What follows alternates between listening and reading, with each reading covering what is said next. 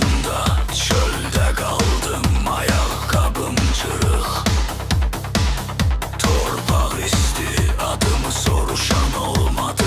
Külək çağırdı, elə bildim odur. Bir oyuncağım vardı, kırık teker, onu danıştırırdım geceler. Korkma deyirdim özümə, səsim titrəyirdi uşaq nəfəsilə. Tərk edilmiş çöldə qalan uşaq idim, içimdə dolan qışla böyüdüm. Acı xəltirələr kimi daş yığdım, kökünə özümə qala tikdim.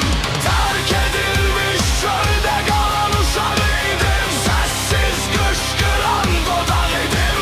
İndi hər gülüşümün altında gizləyirəm o çöldə donan addımlarımı.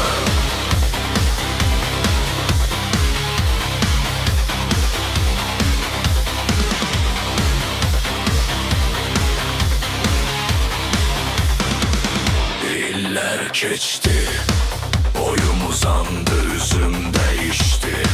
Baxış qaldı eyni hər boş otaqda, o çölü görürəm divar kölgəsində yatan köhnə mənimi. Süfrə doludur, içim boş yenə, qəhqəhlər çırpılır başımda dalğa. Kim soruşacaq uşağın hanım, cavabım hazırdı, torpaq bilir ancaq.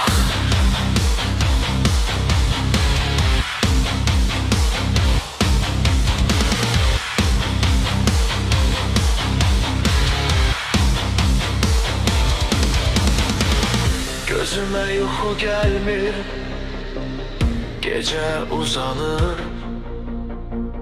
Tavan çatlarında köhnə səslər dolaşır.